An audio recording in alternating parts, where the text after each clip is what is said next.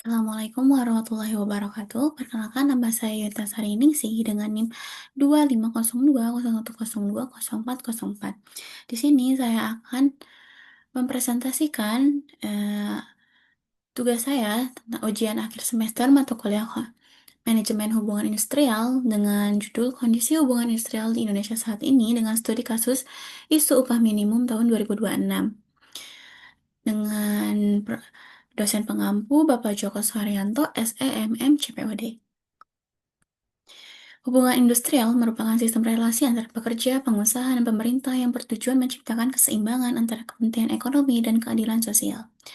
Dalam konteks Indonesia saat ini, hubungan industrial menghadapi tantangan besar, terutama terkait penetapan upah minimum, kesejahteraan pekerja, stabilitas dunia usaha, serta potensi konflik ketenagakerjaan.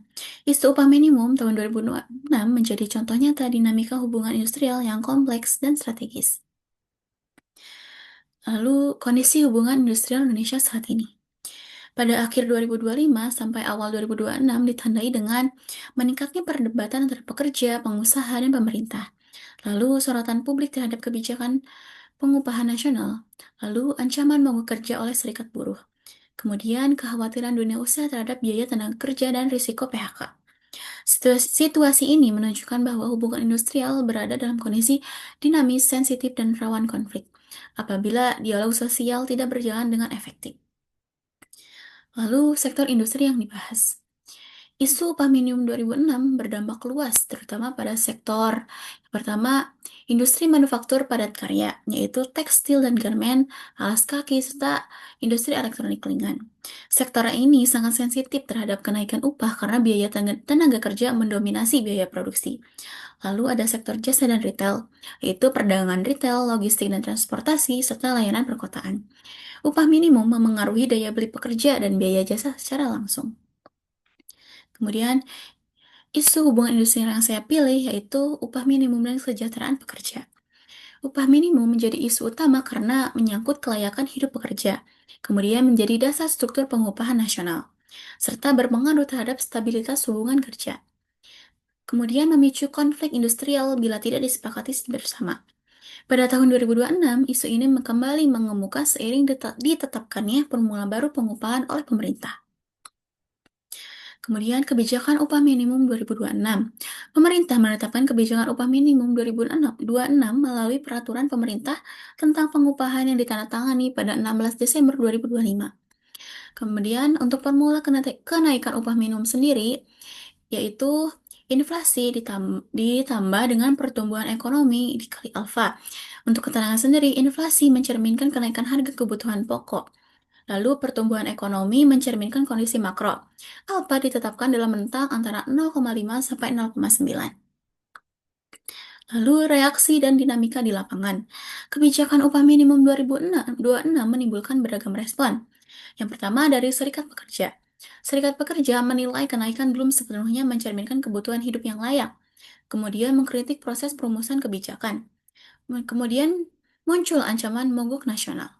Kemudian respon dari pengusaha sendiri, mereka khawatir terhadap kenaikan biaya produksi, lalu menghadapi tekanan efisiensi dan daya saing. Kemudian, mereka juga menghadapi risiko PHK di sektor tertentu. Kemudian, analisis teori hubungan industrial tripartit.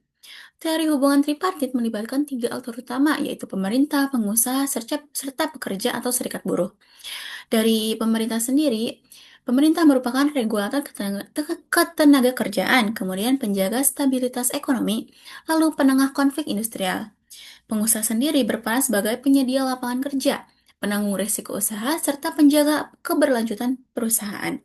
Kemudian untuk pekerja atau serikat buruh, mereka merupakan pemilik tenaga kerja, kemudian pihak yang memperjuangkan kesejahteraan, serta representasi kepentingan sosial pekerja. Lalu ada tripartit dan titik konflik. Dalam isu upah minimum 2026, konflik muncul pada besaran kenaikan upah, penentuan nilai alfa, serta persepsi keadilan proses perumusan kebijakan. Menurut teori hubungan industrial, konflik sering terjadi bukan hanya karena hasil kebijakan, tetapi karena kurangnya kepercayaan dan partisipasi bermakna dalam proses pengambilan keputusan. Lalu ada analisis teori negosiasi kolektif. Negosiasi kolektif dalam sistem hubungan industrial Indonesia terjadi pada dua tingkat. Yang pertama pada tingkat makro, yaitu penetapan upah minimum oleh pemerintah dan menjadi batas bawah atau floor wage. Kemudian pada tingkat mikro, yaitu perjanjian kerja bersama atau PKB, yaitu upah dan tunjangan di atas upah minimum. Ketegangan terjadi ketika upah minimum dianggap terlalu rendah oleh pekerja dan terlalu tinggi oleh para pengusaha. Lalu ada analisis teori hukum ketenagakerjaan. Landasan hukum kebijakan upah minimum meliputi Undang-Undang Nomor 6 Tahun 2023 tentang Cipta Kerja, kemudian Peraturan Pemerintah Nomor 51 Tahun 2023 tentang pengupahan, kemudian Peraturan Teknis Penetapan UMP dan UMK. Hukum ketenagakerjaan berfungsi memberi kepastian hukum sekaligus melindungi hak pekerja dan kepentingan dunia usaha. Lalu dampak terhadap perusahaan. Dampak isu upah minimum terhadap dunia usaha antara lain kenaikan biaya tenaga kerja, penyesuaian struktur dan skala upah, efisiensi operasional dan otomatisasi, lalu resiko pengurangan jam kerja atau PHK. Kemudian potensi konflik industrial dan mogok kerja. Kemudian dampak terhadap pekerja. Dampak kebijakan upah minimum terhadap pekerja meliputi peningkatan daya beli, perlindungan pendapatan minimum, risiko berkurangnya kesempatan kerja, serta ketidakpastian hubungan kerja pada sektor rentan. Lalu dampak terhadap masyarakat. Dampak secara luas terhadap masyarakat yaitu konsumsi rumah tangga dapat meningkat, potensi kenaikan harga jasa dan retail, stabilitas sosial terganggu jika konflik meluas. Kemudian, hubungan industrial yang buruk berdampak pada iklim investasi. Lalu, strategi penyelesaian konflik. Strategi jangka pendek penyelesaian konflik hubungan industrial bisa melakukan penguatan dialog secara tripartit, lalu transparansi data perhitungan upah, mediasi aktif oleh pemerintah daerah, kemudian penyelesaian perselisihan secara berjenjang. Tujuannya adalah mencegah eskalasi konflik dan menjaga stabilitas hubungan kerja. Lalu ada rekomendasi solusi jangka panjang untuk menciptakan hubungan industrial yang harmonis, yaitu mengaitkan kenaikan upah dengan produktivitas, kemudian penguatan perjanjian kerja bersama, peningkatan kualitas dialog tripartit, program peningkatan keterampilan pekerja, serta penguatan jaminan sosial ketenagakerjaan. Untuk kesimpulannya sendiri, isu upah minimum 2026 menunjukkan bahwa hubungan industrial di Indonesia itu bersifat dinamis dan kompleks, kemudian membutuhkan keseimbangan antara kepentingan ekonomi dan sosial. Lalu sangat bergantung pada dialog sosial yang adil dan transparan.